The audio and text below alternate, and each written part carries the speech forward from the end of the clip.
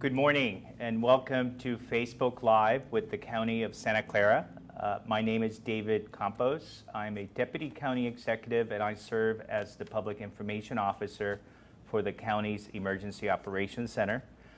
We're here this morning with James Williams, who is the County Counsel to the County of Santa Clara and also the Director of the Emergency Operations Center. Just so you know, before we started, we actually had our face coverings on and took them off so that the American Sign Language interpreter could actually interpret. So thank you for tuning in, and let me begin by just giving the latest numbers on cases in terms of where we are today.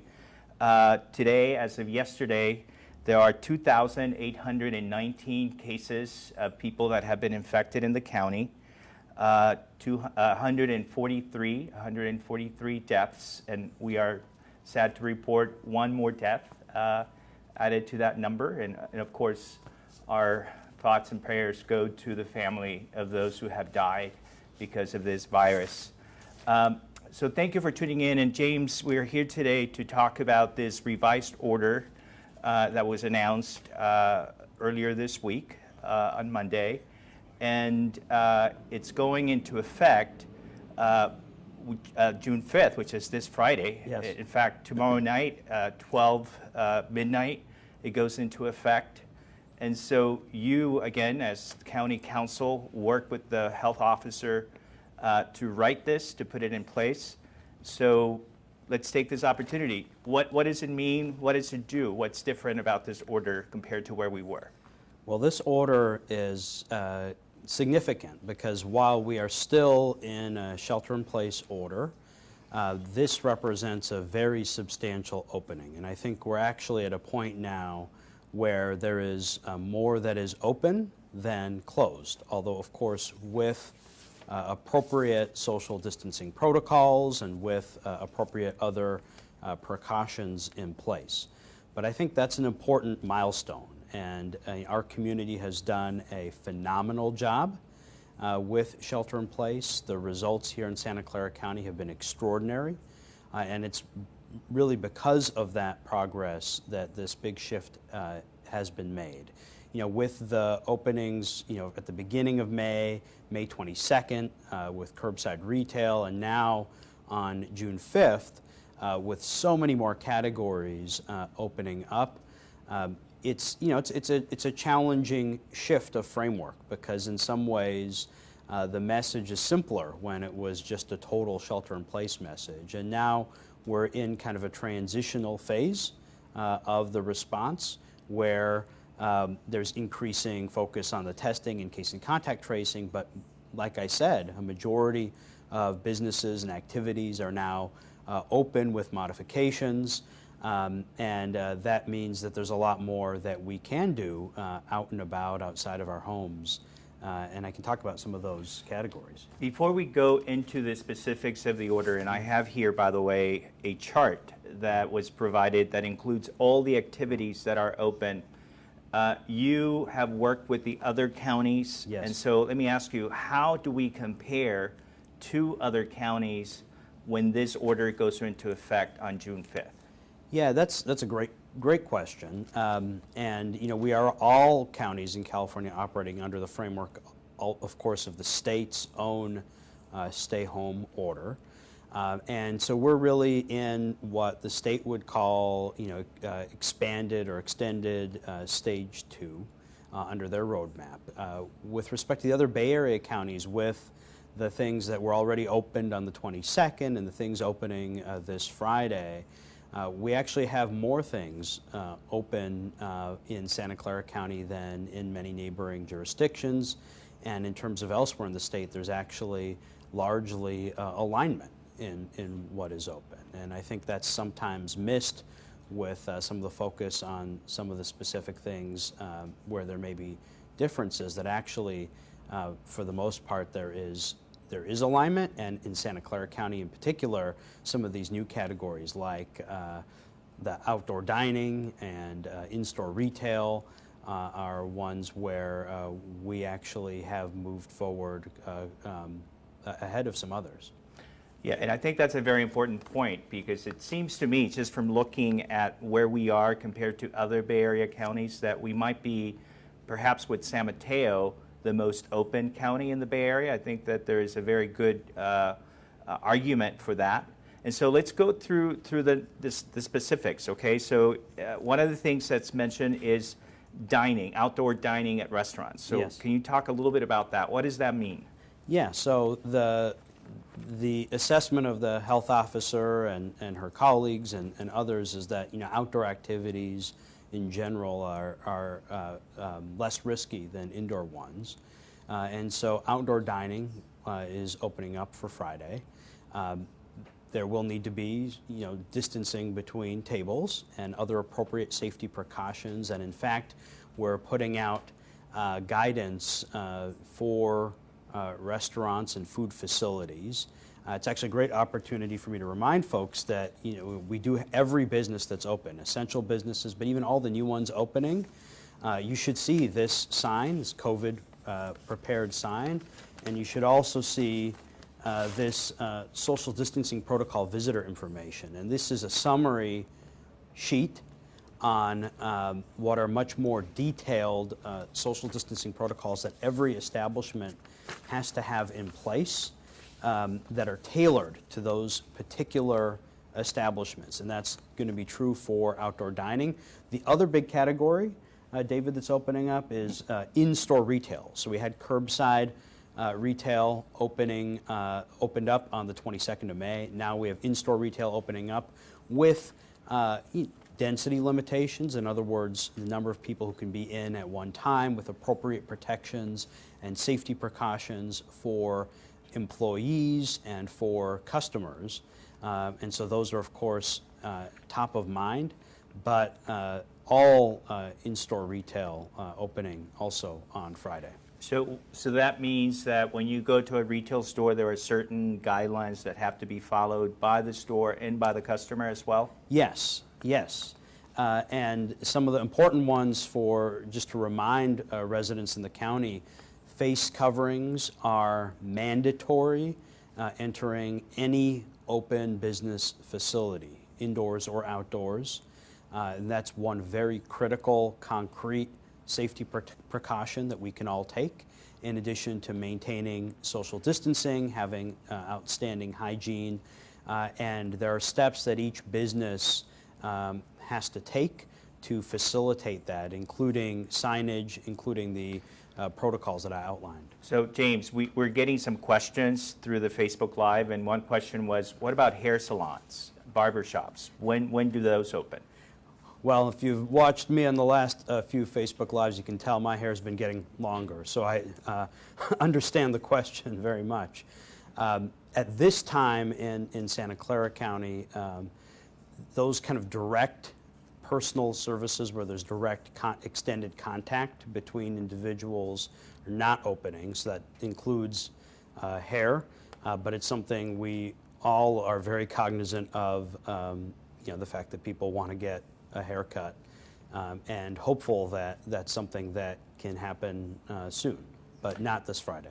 So let's talk about some of these other things. So you have manufacturing, warehousing, house cleaning, you have pet grooming, dog walking, and anything else that we're leaving out? Yes, I think there are some other significant categories. One is, you know, a lot of these non-personal services. So not just retail for goods, but also the ability to access services, things like, you know, shoe repair or, you know, getting items fixed, things like that that are services, but they're not direct personal services. Those will be opening up as well. All manufacturing. All childcare, including summer camps, and there's guidance on that. And I know that's something, as a parent, that's something that many of us have been looking forward to having opened. And so that's a category, not just, you know, childcare was already open for essential workers and workers in other businesses that were open, and now that's opening up to everybody. So that's a huge one. And then other outdoor activities opening up as well, and with the wonderful weather out there, you know, that's another huge category where there's some big expansion. Other questions. So going back to retail, you know, in-store retail with some restrictions is open. What does that mean for malls? Yes, so shopping centers are allowed. Again, there's, you know, criteria, so density criteria and guidance that needs to be followed, but does allow shopping centers to open as well. Someone asked, can I visit family within the county or other parts of the county? How does that work? You know, that's a great question. The outdoor activities are now extended to allow interaction between a couple households, but again, outdoors. You know, we're trying to encourage activities that are less risky, and so that's the framework right now, but it's something that I know many people are curious about. In addition, outdoor religious services, up to 25 people with social distancing, and also drive-in or car-based gatherings. And so those are some other kind of important categories.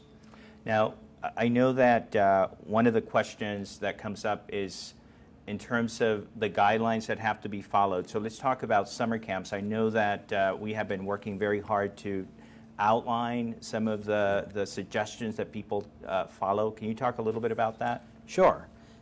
So there is specific guidance for summer camps, and it really revolves around this concept of creating a stable group of no more than 12 children with camp leadership or with an instructor, so forth, and having that group have some stability for at least 3-week periods of time.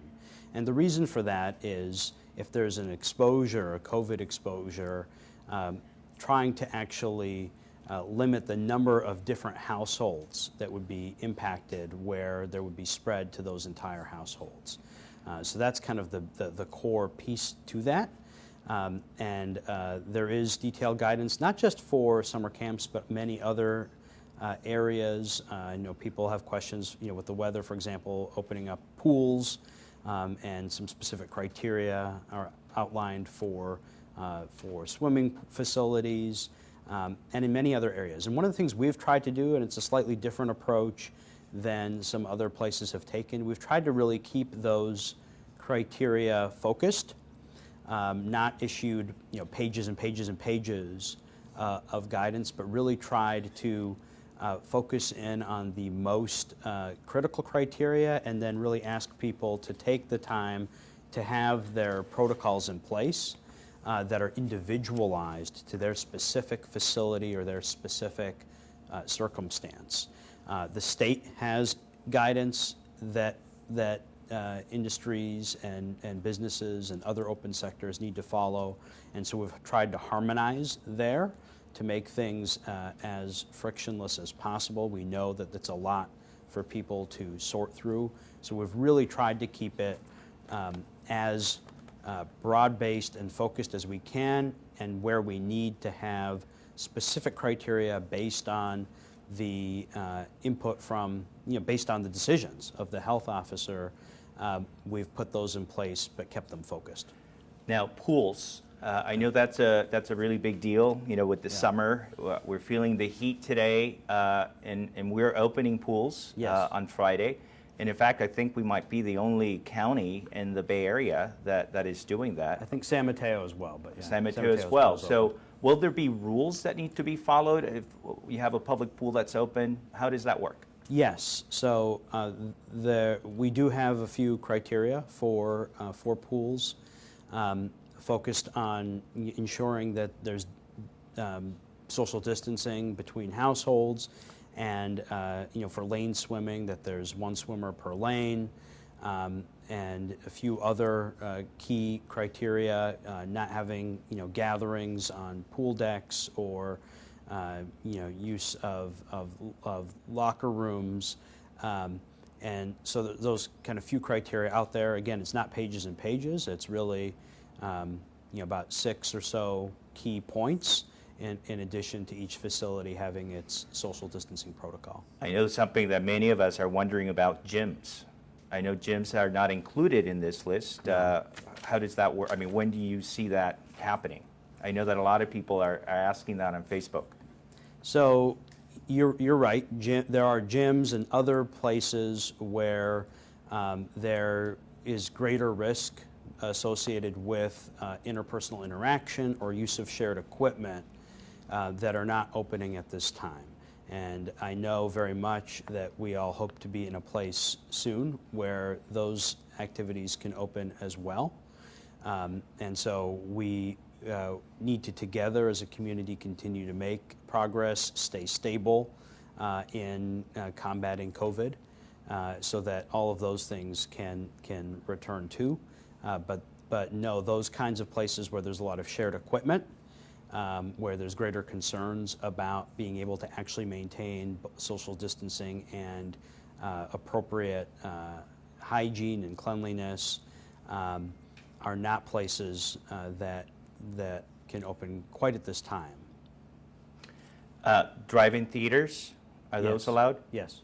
Okay, so I know that there's a chart that actually I think is very useful that has all of the activities that are allowed, and I think people might be surprised by how much is actually allowed.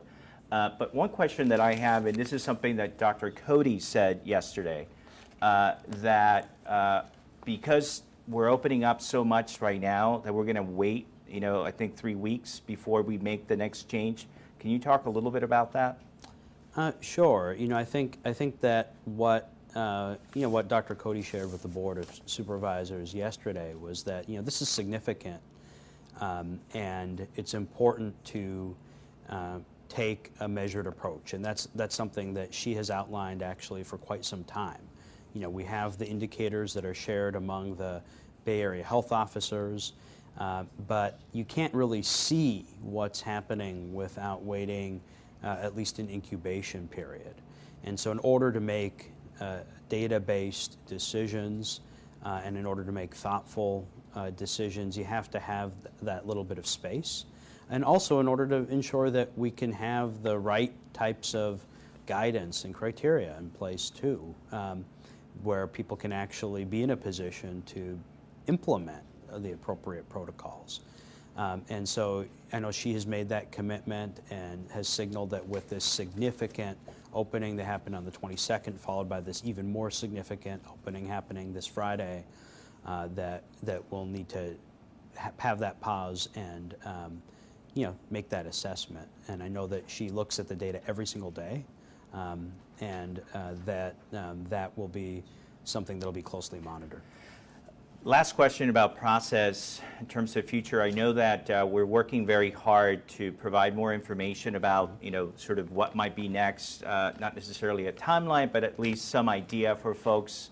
And can you just talk a little bit about that so that people know that, we're always thinking about how we can give more information? Yeah, absolutely. I think that, and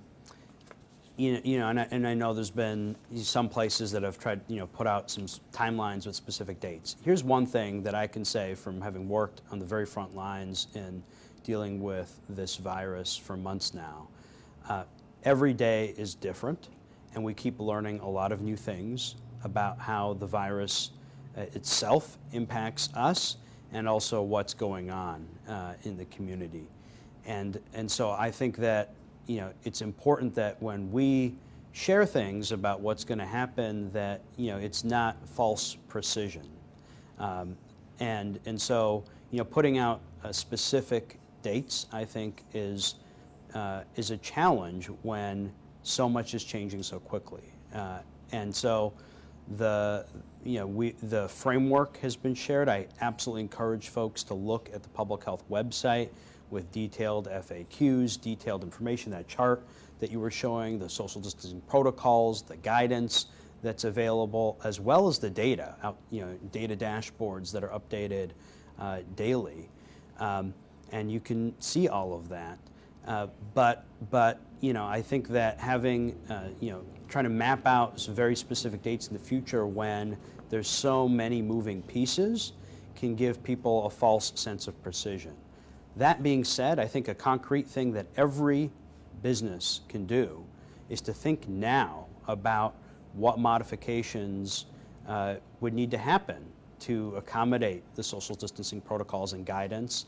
And that framework and those protocols and the broader guidance is on the website, is available, is something that everyone can look at, even if there are some more specific criteria for a specific type of sector that might come later. And I know that we will continue to provide information to businesses. I think one of our next Facebook Lives will focus specifically on outdoor dining so that we can give you more specifics, including the guidance that was provided.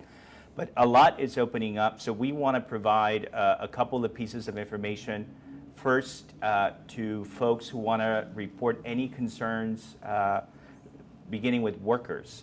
There is a number that they can call if for some reason as a worker you find yourself working in a place where you don't feel it's safe. The number is 1-866-870-7725, 866-870-7725.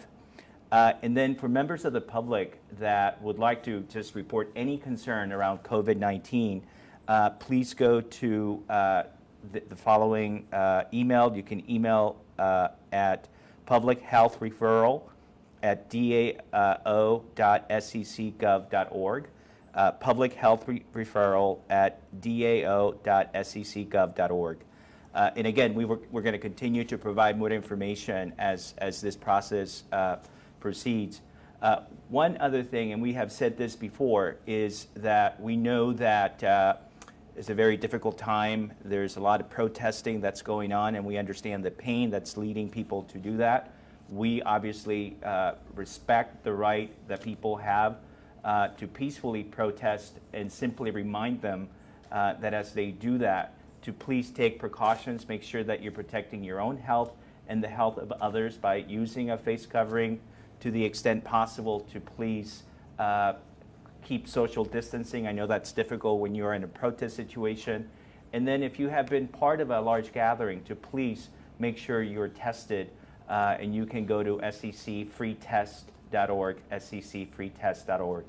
James, thank you very much for being with us. I hope this was useful, and please be safe, stay cool. It's hot out there. And again, thank you to all the residents of Santa Clara who are working with us to eradicate this virus. Thank you.